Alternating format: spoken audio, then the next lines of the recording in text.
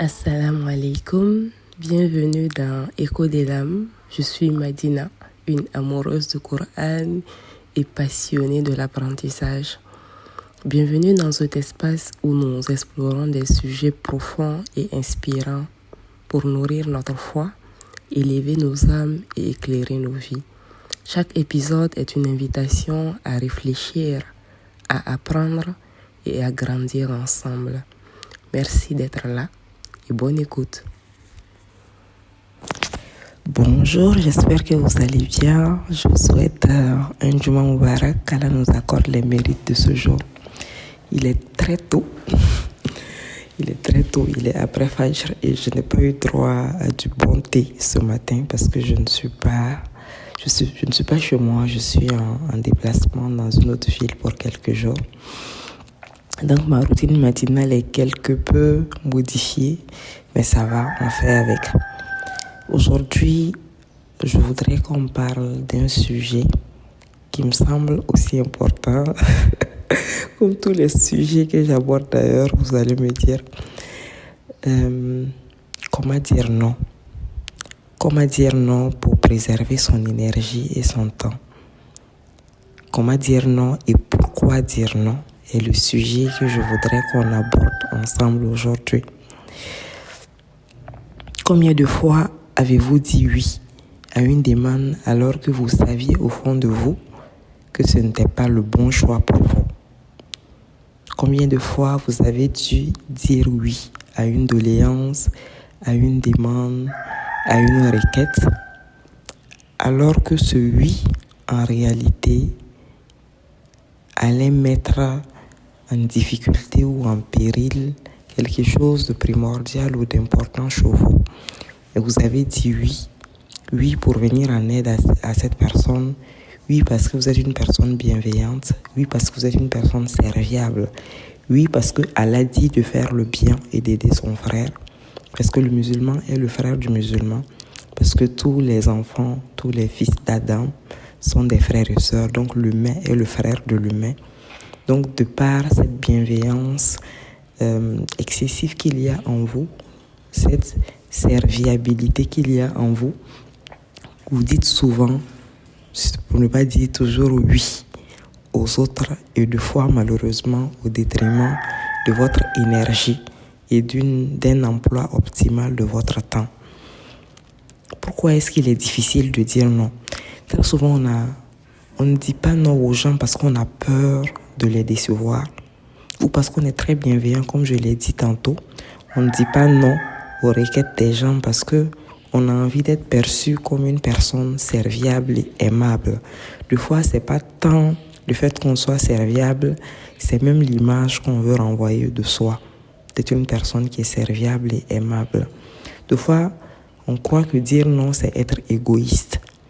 Cela fait de vous quelqu'un de pas bien, quelqu'un qui n'est pas disposé à venir en aide aux autres, donc qui n'est pas serviable et du coup qui serait égoïste. La bienveillance envers les autres est importante, c'est clair, mais jamais au détriment de notre propre bien-être. Le prophète sallallahu alayhi wa sallam dit dans un hadith rapporté par Bukhari, ton corps a un droit sur toi, ta famille a un droit sur toi. C'est pour dire à quel point il est important, lorsqu'on dit oui aux autres, de ne pas le dire au détriment de notre corps qui ne nous appartient pas. C'est un dépôt, c'est une amana. C'est quelque chose qu'Allah nous a confié, dont on a le droit de prendre soin. Et lorsqu'on est tellement disposé à venir en aide aux autres et à dire oui, au point de s'épuiser et de et de détériorer cette amana qu'Allah nous a confiée, à un certain moment, c'est comme si on était en train de pécher. J'ai dit comme si, en fait, c'est comme si on était en train de pécher, parce qu'en voulant venir en aide aux autres, qui est en réalité un bienfait, on est en train de désobéir à Allah qui nous demande de prendre soin de ce corps, qui est une amana, qui est un dépôt qu'il nous a confié. Dans ce hadith, il est dit également que notre famille a un droit sur nous. Souvent, le fait de dire toujours oui aux autres nous amène à négliger notre responsabilité ou nos devoirs envers notre propre famille. Et là encore, en voulant faire du bien aux autres, en voulant faire un bienfait, on peut être amené à pécher, dans le sens où je peux négliger ma responsabilité en tant que mère, en tant que père, en tant que frère ou en tant que sœur, juste en voulant aider d'autres personnes. Alors que là aussi, Allah me dit que ces personnes-là, les membres de ma famille ont un droit sur moi et je dois être en premier lieu disponible et disposé pour eux.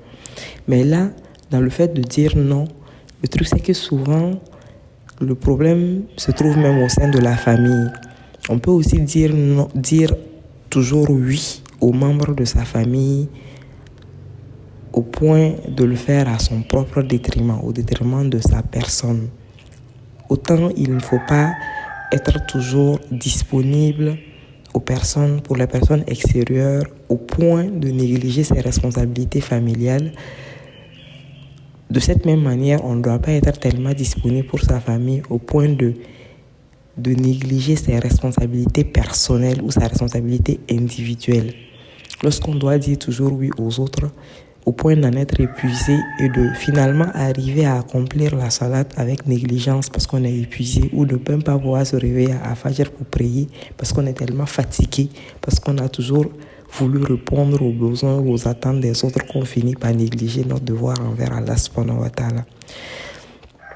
Le fait de dire toujours oui aux gens a d'énormes conséquences. Et comme je l'ai dit, il y a l'épuisement qui n'est pas que physique, mais qui peut être aussi mental. Il y a le manque de temps pour ses propres priorités, famille, foi, projets personnels souvent. Il y a des projets personnels qu'on a dans le coin de la tête depuis des mois, des fois depuis des années, mais on n'arrive pas à dégager le temps pour s'asseoir et puis travailler dessus, tout simplement parce que nos propres besoins sont toujours relégués au second plan, parce qu'on dit toujours oui aux autres. Il y a le risque de ressentiment envers les autres ou envers soi-même. Parce que lorsqu'on est toujours amené à dire oui aux autres, on peut être amené finalement à avoir du ressentiment envers les autres. Avoir du ressentiment de fois même envers soi-même parce qu'on ne prend pas assez soin de soi, parce qu'on ne prend pas assez soin de ses rêves, de ses talents, de ses envies, de ses besoins. Et pour moi, le problème le plus crucial, le plus important dans le fait de dire toujours oui aux autres, c'est le manque de sincérité que cela peut entraîner. Le musulman, quand il fait quelque chose, il le fait toujours dans l'intention de plaire à Allah. Il le fait toujours dans l'attente d'en tirer la pleine satisfaction d'Allah avant la satisfaction d'une tierce personne, même si c'est la personne même concernée par le bienfait qu'on est en train d'accomplir. Mais souvent, la vérité qu'il y a derrière le fait de ne pas pouvoir dire non aux gens, c'est un problème de manque de confiance en soi. C'est un problème d'affirmation de soi. En fait, il ne s'agit pas tant de faire les choses pour plaire à Allah. Il s'agit de faire les choses souvent pour préserver son image ou pour contrôler ce que les gens vont dire ou penser de nous. Et ça, c'est vraiment un signe crucial, le manque de confiance en soi. Lorsque je veux être moi en mesure de contrôler la manière dont les gens vont me regarder, dont ils vont parler de moi, de contrôler ce qu'ils vont dire ou penser de moi, c'est que je n'ai pas assez confiance en moi. Ça, c'est un. De deux, je manque de sincérité envers Allah subhanahu wa ta'ala. Parce qu'en ce moment, tout ce que je fais, c'est que qu'est-ce que je vais faire pour qu'ils ne disent pas ceci? Qu'est-ce que je vais faire pour qu'ils ne pensent pas cela de moi? Qu'est-ce que je vais faire pour qu'ils n'agissent pas comme ça, qu'ils ne se disent pas telle ou telle chose entre eux là-bas ou en famille, à mon encontre? Donc, tout ce que tu fais dans cette intention-là n'est pas fait pour plaire à Allah. Il est fait pour plaire à ces gens. Il est fait pour éviter la mauvaise langue ou la mauvaise pensée ou la mauvaise image que tu pourrais renvoyer à ces personnes-là. Et en ce moment, tu te prives d'hasanat puisque tes agissements manquent de sincérité. Donc finalement, tu t'épuises pour ne même pas avoir le vrai hasanat derrière, parce que l'objet de ton épuisement n'est même pas fait pour la satisfaction d'Allah. C'est même pas fait pour toi-même, c'est juste fait pour les autres, pour les contenter eux. Et ça, c'est vraiment, vraiment, vraiment problématique. Il est très important d'apprendre à dire non avec bienveillance. Apprendre à dire non avec bienveillance, c'est revenir à ses priorités. C'est identifier ses objectifs personnels, professionnels, spirituels. C'est se demander, est-ce que dire oui à cette demande m'aide à avancer dans mes objectifs ou cela m'en détourne-t-il? Il ne s'agit pas d'être égoïste, loin de là. Il s'agit d'avoir le lead de sa vie. Il s'agit... Est-ce que vous entendez le coq chanter depuis? C'est magnifique, j'adore. Il est très tôt le matin et lui, il continue de réveiller les gens. Il fait son job. Je reviens à mon sujet. Il ne s'agit pas d'être égoïste. Il s'agit d'agir. Il s'agit, je disais plutôt, de prendre le lead de sa vie. De prendre le leadership de sa vie, je veux dire par là. Parce que lorsque je reviens à mes priorités, je fais les choses premièrement pour Allah, parce que cela voudrait dire que je me suis assise, que je réfléchis et que j'ai compris que tout ce que je fais, lorsque je le fais avec la bonne intention de plaire à Allah, parce que Allah me demande d'être bienfaisant, je suis en adoration et j'ai des asanats. Ça, c'est un. En deuxième réflexion, je me suis rendu compte que je ne peux pas agir dans tout et pour tout, et que je ne peux pas être bonne partout et je ne peux pas être partout à la fois. Donc j'ai réfléchi et j'ai choisi des domaines d'activité dans lesquels je pourrais être utile et venir en aide aux gens. Ça, c'est déjà top. Ça veut dire que j'ai réfléchi ensuite et que j'ai compris que dans tout ce que je pourrais faire comme bienfaisance pour les autres, la priorité des priorités, c'est ma responsabilité et mes obligations envers Allah subhanahu wa ta'ala. C'est le fait pour moi de prier sans négligence, donc de prier de la meilleure des manières qu'il soit. C'est le fait pour moi d'apprendre à lire le Coran pour apprendre cette religion et savoir ce qui est bien, ce qui n'est pas bien. Être guidé par la grâce d'Allah subhanahu wa ta'ala. Ça veut dire que j'ai compris aussi que pour Allah subhanahu wa ta'ala, je suis responsable envers ma famille et qu'ils doivent être la priorité de mes priorités. Et qu'avant d'aller m'engager dehors et dire oui aux autres, je dois d'abord m'assurer que ma responsabilité et mes obligations envers les membres de ma famille sont respectées. Je ne sais pas si vous voyez la manière dont je suis en train d'échelonner les choses. La première étape, c'est vraiment cette prise de conscience et cette formulation d'intention qui va faire de chaque acte de bienfaisance, de chaque oui, une adoration. La deuxième des choses, c'est de comprendre que je ne peux pas dire oui à tout, je ne peux pas être dans toutes les sauces. Et qu'Allah a mis assez d'humains sur terre et qu'avec ou sans moi, ce qu'Allah a prévu, que ça soit fait, ça sera fait d'une manière ou d'une autre. Donc moi, je dois me mettre dans les bonnes dispositions pour qu'Allah puisse m'utiliser comme sabab dans les bons endroits où j'ai les compétences nécessaires, où j'ai les aptitudes nécessaires pour pouvoir être vraiment utile à ces personnes-là. Parce que je ne peux pas être dans toutes les sauces. Ça, c'est deux. Le troisième, c'est que j'ai compris qu'en termes de priorité, la priorité des priorités, là où je dois dire oui en premier lieu, ce sont mes obligations personnelles envers Allah. La salade, la lecture du Coran, le jeûne. Donc être dans les bonnes dispositions physiques en forme, mentales en forme, pour pouvoir en fait accomplir ça. Et qu'après ça, avant d'aller à l'extérieur, mes obligations, là où je dois dire oui, c'est aux membres de ma famille. Et que ce oui ne doit jamais se faire au détriment du oui personnel que je me donne à moi-même. Du oui qui concerne mes obligations personnelles envers Allah. Ça, c'est un échelon au-dessus du oui familial. Et dans le oui familial, le oui de l'extérieur, mes responsabilités sociales et communautaires, ne doit pas venir en réalité mettre à peine l'harmonie ou mes obligations familiales. Je ne peux pas être là toujours à œuvrer dans les associations, à faire du militantisme, à aider les gens à l'extérieur, alors que je n'arrive pas à accomplir mon devoir au sein de ma famille, alors que je peine à être présent pour mon fils qui en a besoin, alors que je peine à aider ma fille à faire ses devoirs correctement, alors que je peine à être présent ou présente pour mon époux, pour mon épouse. Donc ça aussi, ça a un degré de priorité au-dessus de ce qu'on pourrait faire à l'extérieur. Ce n'est pas de l'égoïsme. Ça va dans l'ordre des obligations qu'Allah subhanahu wa ta'ala lui-même nous a assignées. Donc c'est une obligation. Il nous a dit qu'on doit en fait... On a des obligations envers ces personnes, donc on doit aussi les faire dans l'ordre des priorités que lui-même il nous a prescrit. Maintenant, après, je vais à l'extérieur parce que je me dois d'être bienfaisant, parce que le musulman est le frère du musulman. Donc, j'essaye d'agir dans la mesure des grâces qu'Allah m'a fait à travers les biens, le matériel, la connaissance, les compétences et les aptitudes qu'il m'a données. Donc, j'essaye d'être présente. Je suis présente aussi dans la communauté pour jouer ma partition. En dehors de ça, il y a aussi une échelle plus grande qui va en dehors de la communauté, qui est une participation au sein de la société elle-même. Parce que on va dire l'humain est le frère de l'humain, comme je l'ai dit tantôt. Donc, j'ai une participation à jouer là aussi. Mais cela ne saurait venir, on va dire, supprimer ou contredire la participation que je joue au sein de la communauté.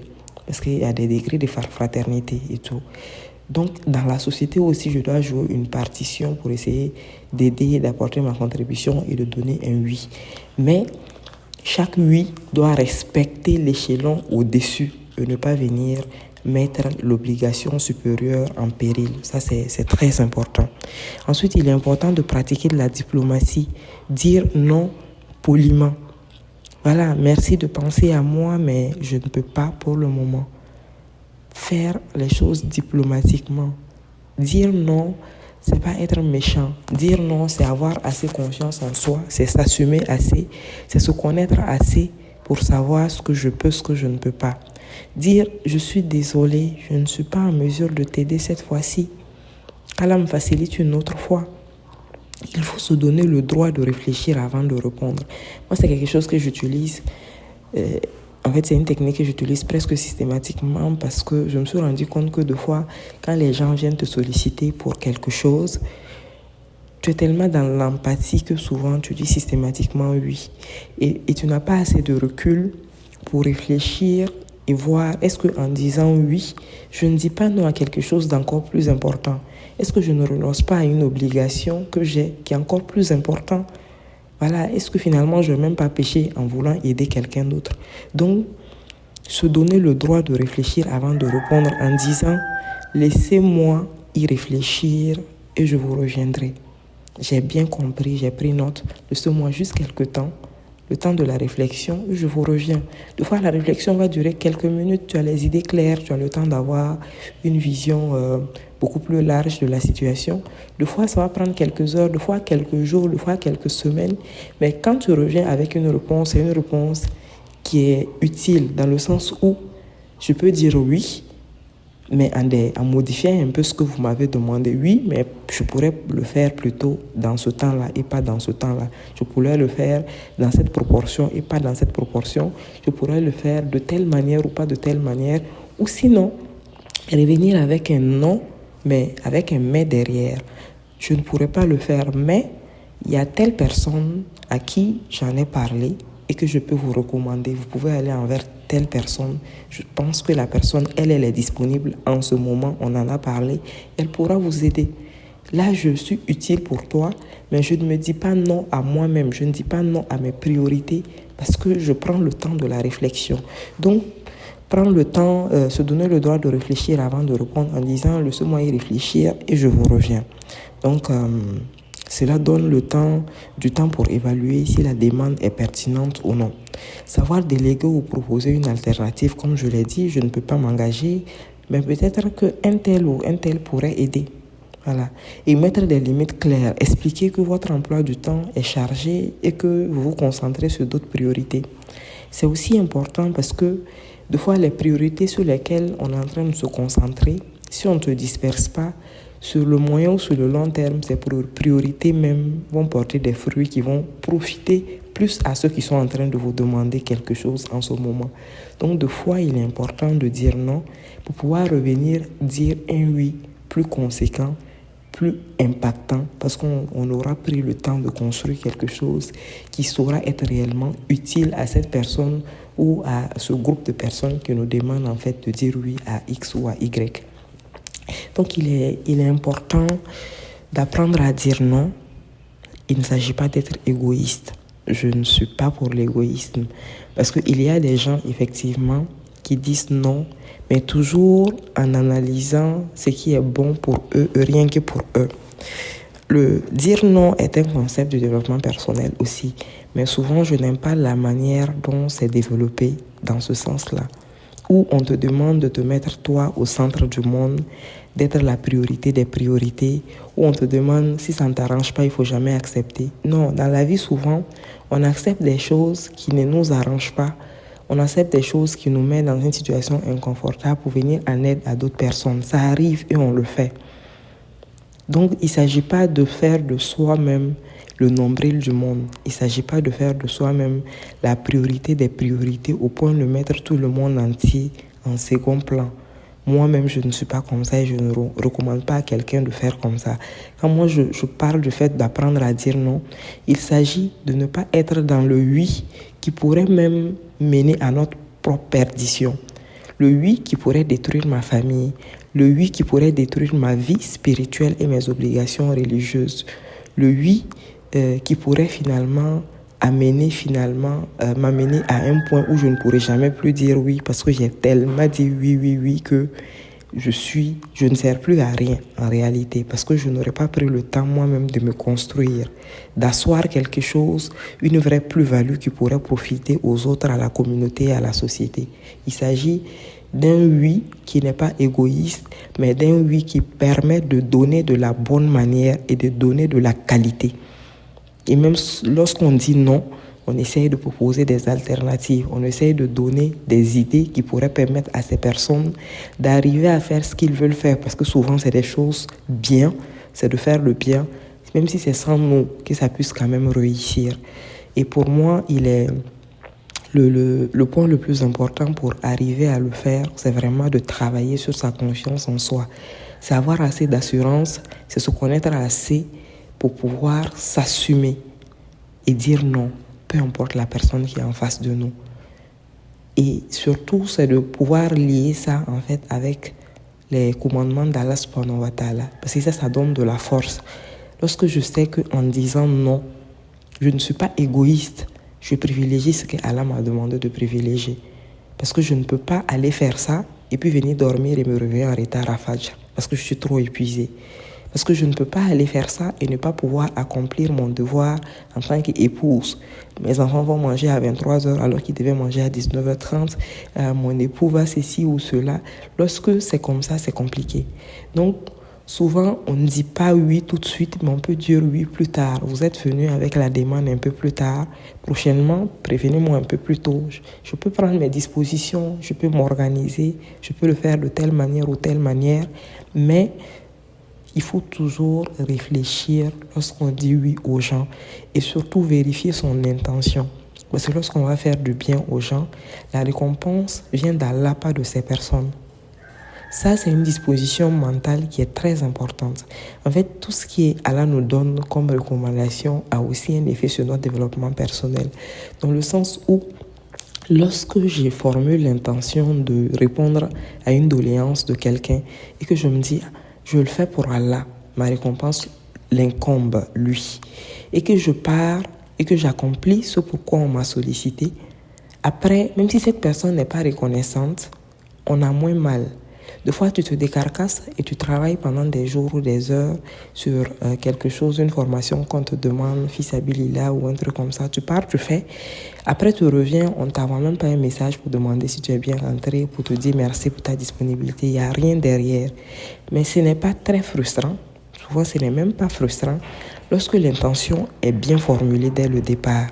Parce que tu sais que ta récompense est dans la main de quelqu'un d'autre. Tu sais que leur merci n'est rien à côté de ce que Allah peut te donner. Allah va te donner pour ce que tu allais accomplir là-bas. C'est pareil, que ce soit de l'argent qu'on donne, même de la simple nourriture qu'on prépare pour son mari. Lorsque tu es fatigué, tu rentres du boulot, tu es épuisé, mais que tu rentres quand même en cuisine et que tu prépares un bon plat, que tu mets ça sur la table pour lui, que tu dresses correctement la table et tout, et que le bon monsieur il rentre et puis il regarde ton plat et dit « je n'ai pas faim ». Ça peut être très frustrant en fait. Parce que tu étais épuisé, tu aurais pu te reposer et tout, mais tu l'as fait pour lui. Tu voulais qu'il mange le repas de ta main. Mais le fait qu'il te répond négligemment ou qu'il néglige ce repas est plus supportable lorsque l'intention de départ était dirigée vers la satisfaction d'Allah. Lorsque je sais que Allah m'assigne des responsabilités dans ce foyer, même s'il ne m'a pas demandé qu'à moi de préparer, lui aussi que préparer, que ça soit clair. Lorsque je parle de responsabilité, je ne parle pas de ça. Mais je dois prendre soin de lui, tout comme il doit prendre soin de moi. Et comme préparer pour lui et le nourrir est une façon de prendre soin de lui, donc je le fais dans l'intention de répondre à cette obligation qu'Allah m'a assignée. Donc ma récompense, en premier lieu, incombe à Allah. Maintenant, lui, son attitude, son sourire ou son merci est la cerise sur le gâteau, c'est tout.